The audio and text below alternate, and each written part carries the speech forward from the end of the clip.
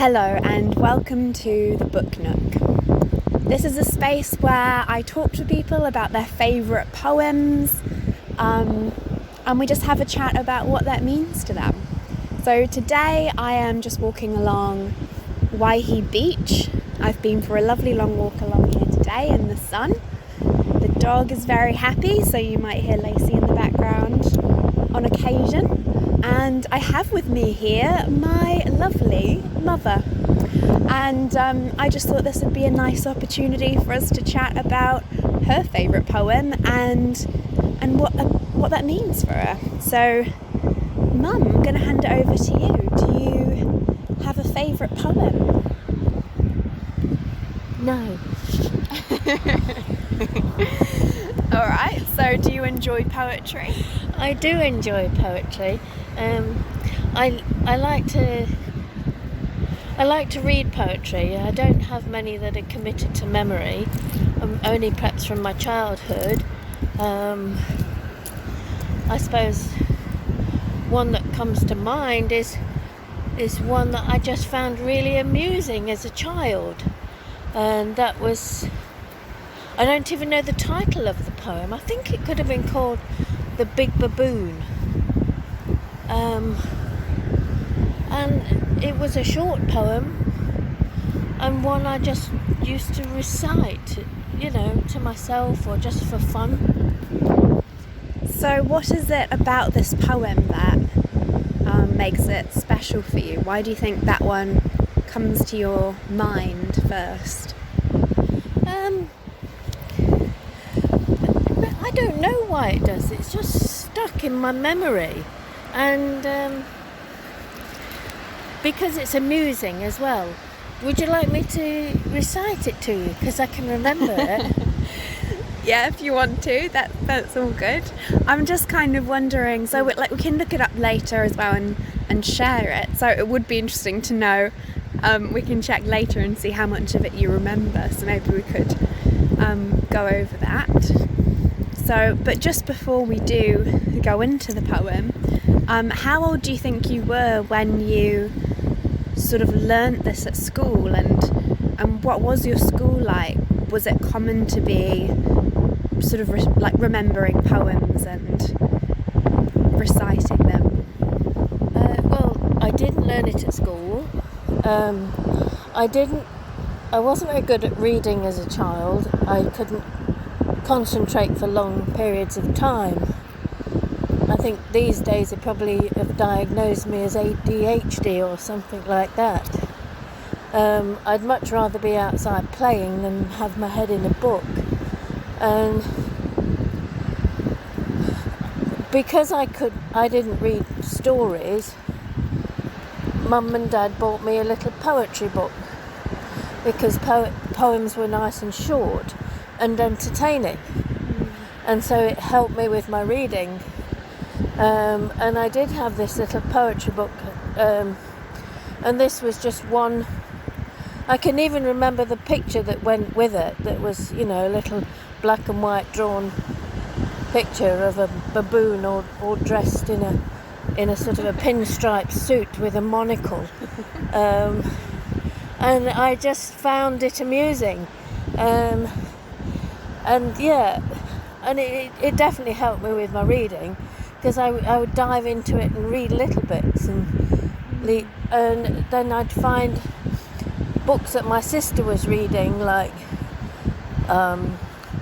Winnie the Pooh and things like that. I'd pick up her book and I'd just turn the pages till I found a bit of prose or poetry on it.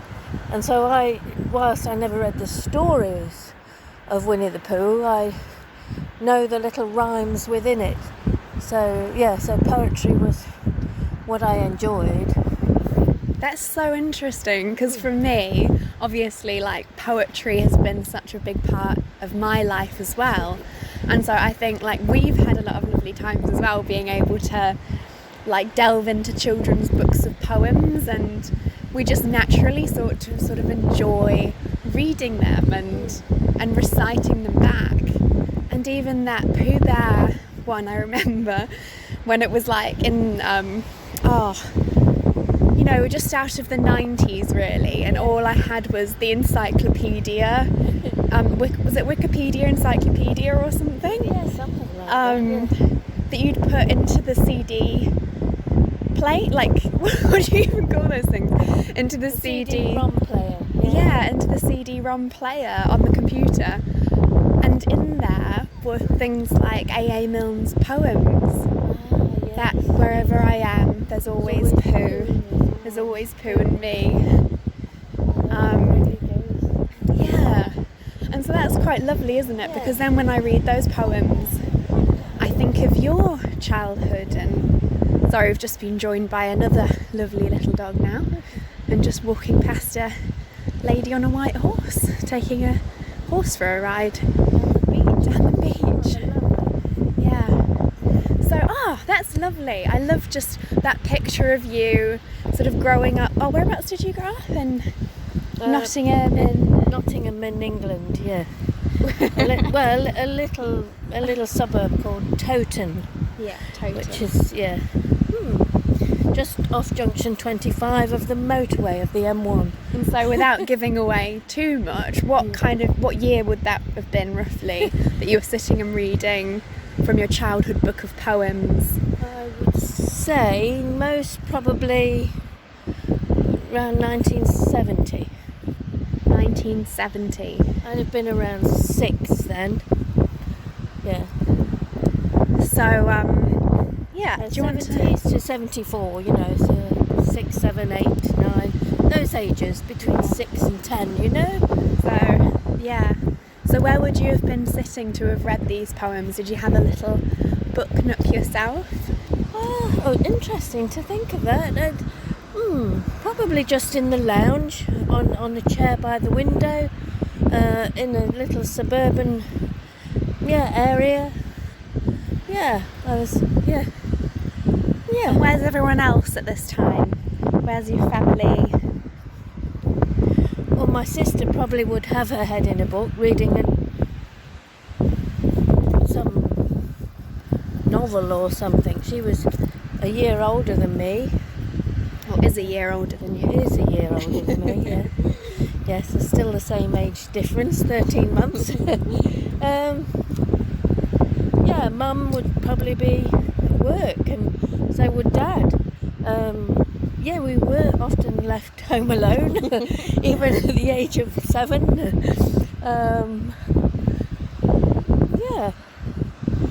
But I wouldn't be reading for long. I'd soon be off out to play with friends in the street.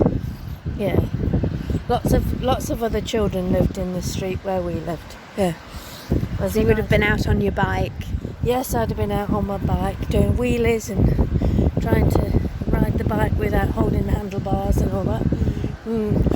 That's really lovely, because while I'm definitely more into reading and reading stories and things, I think I do get drawn to poems because it's that moment, isn't it? You can delve into one and then you can continue on living your life. Yeah. Did you ever write any poems yourself? Well, yeah, but not until one I can remember writing at high school, because my English teacher, Mr. Higgins, at the time, he was really quite a young with it sort of teacher, a bit of a hippie type man, and he liked the Beatles, and he got us to, I always remember him getting us to write our own story from having listened to one of the Beatles songs. It was a sort of a ballad. Then you got to put your own pictures around it and think about the story and build on it. And it was very encouraging. And then he taught us about haiku poems. And my first introduction to that was fun, because you got to build the poem in a set structure. And I think, even at a younger age, I liked limericks too, because I did write a limerick when I was much younger. I'd have only been about, I would say, 8 or 9 when I wrote a limerick that I can still remember now, and I loved it. And I drew a picture of a little a little person like a stick person going down a straw. There was like a fizzy drink with a straw sticking out, and somebody's legs just out the top. And go on then. What's the limerick? Okay. There was a young lady called Lynn. She was as thin as a pin. When she drank lemonade with a straw at her aid, the silly fool sucked herself in. And just so you know, that wasn't the first time I've heard that limerick. But I actually don't know much about the baboon poem, actually. So for me, all I'm thinking of is that song that I had to sing as a child. That I went to the Scarborough Fair. Is that the Scarborough Fair? Yeah. Yeah. The Big Baboon wasn't that. The birds and the bees were there. You'll definitely remember it if I recite it to you, because it's very short, and you'll think, oh, it's right. that one you always say. Do you want to recite the baboon poem for us? Okay. So I'm just imagining little Wendy, about 6, sitting in the lounge there. She'll be out on her bike soon, playing. Her older sister's probably curled up with a book, got her head in I that. must have been more than 6. I must have been about 8, thinking about it. I Maybe 8. Been able to read that well at 6. All right. So let's say I was 8. Yeah. Yeah. Okay, so the baboon poem. Okay. The big baboon is found upon the plains of Caribou. He goes about with nothing on, a shocking thing to do. But if he dressed respectably and let his whiskers grow, how like that big baboon would be to Mr. So-and-so. That was lovely, thank you for that. That was a delight. I'm pretty sure it was written by somebody called Anon, because that's what it said at the bottom of the poem. So I would imagine it's an anonymous poem, yes. Well, we'll have to check that one out later and have a look and see how that is. But yeah, so where does that, when you read that, what is it about that poem in particular that you think, for you, is the poem that's brought to mind when I say what's your favourite poem? I think it's the feeling I get, the chuckle inside, the just reminiscence of a childhood and of being able to make people laugh with it. I liked that. I always loved to make people laugh. I just thought it was a clever poem, and I felt clever when I recited it. Yeah. I think that idea as well of how humans are just like animals, and it kind of makes that ridiculousness of who we are.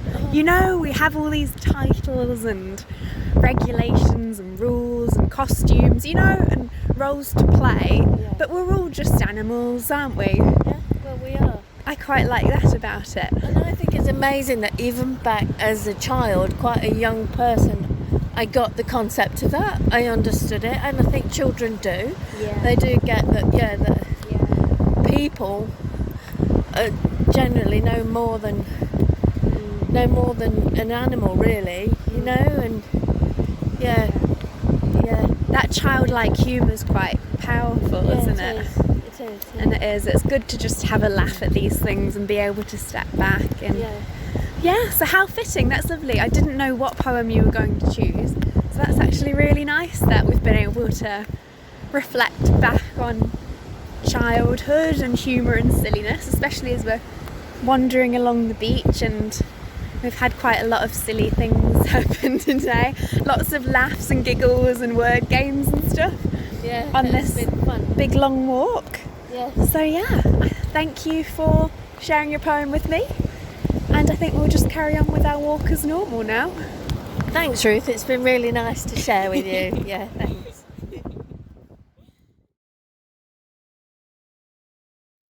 I hope you enjoyed that recording of me and my mum, Wendy Pembleton, at Waihi Beach. Since that conversation, a few weeks have passed, and I've settled down now to do a bit of light research to figure out what that book was that Mum was reading, and also who wrote that poem? Was it really attributed to a non? And so I do have an answer to these questions, although there are still some mysteries as well, which I'm sure could possibly unfold in the future. But for now, I just want to share with you that in my light Google research that I've done, I've discovered that the poem is attributed to Hilaire Belloc.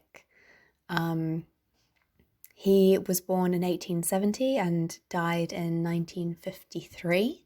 He was a French and English writer and historian and many other things as well. So if you're interested to find out more, he does seem to be a rather interesting character. And I'm also fascinated by his mum, in fact, since there's a mum theme going on in this discussion. His mum looks like she was quite interesting herself. She was a writer, activist, and an advocate for women's equality. There's a lot more I'd like to read about Bessie Rayner Parkes. So there we go. So if you'd like to, please go ahead, Hilaire Belloc. I've written in the description of this video the name of the author, so you can just have a look there for his name and enjoy going down that rabbit hole of interesting facts if you'd like. However, the other thing that I wanted to find out was, where is this book that Mum had? I'm sure the very book is probably in my gran's attic somewhere, but being on the opposite side of the world to my gran, I have resorted to another Google search and I have found the book. I've showed it to my mum and she recognises the book instantly. I found it on Etsy and also on Amazon. And according to Amazon, this book was published in 1953 and it is called A Puffin Book of Verse, compiled by Eleanor Graham. And my mum believes the poem that she recited, The Big Baboon, to be inside that book. But sadly, I cannot see inside the book unless I buy it, so I may have to get a copy. But there was one thing that it did say about inside the book. And that is that the book is divided into 10 sections. There's section 1, the seasons. Then there's section 2 of birds and beasts. I won't go through all of the sections, but I think perhaps Mum's poem she recited could be in Of Birds and Beasts, perhaps. That's the one that stands out to me as I'm just glancing over it now. That would make most sense. But what I've done is, if you are able to see the video now, I have just put in there a picture of the book that Mum used to hold and read when she was little. And it's very interesting that this book was published in the 50s, and that really wasn't long after Hilaire Belloc died. If Amazon is correct, if the seller has correctly read inside the book of the date that it was published on, they've put August 30, 1953, the book was published. And in fact, according to Wikipedia, Hilaire Belloc, the author of a poem believed to be within the book, died 1953. So on the 16th of July. So that's rather interesting, to be honest. But before I go into a really interesting tin of worms or rabbit hole again, I think I will wrap it up there and leave some of these mysteries unanswered if I do happen to get the book, I'm sure I will be reading from that book in the future, and I'll be able to let you know then if the book, if the poem that Mum recited really is inside this book. So I think that's something I will have to do, and I'll get back to you on that and do a follow-up perhaps of this interview with my mum maybe, and we can go through the book and hopefully it's in there. So without further ado then, I'm hoping that you've enjoyed this as much as I have. You've been listening to the Book Nook. I hope that you felt that you can turn a new page and that you are the protagonist of your own story. Until next time.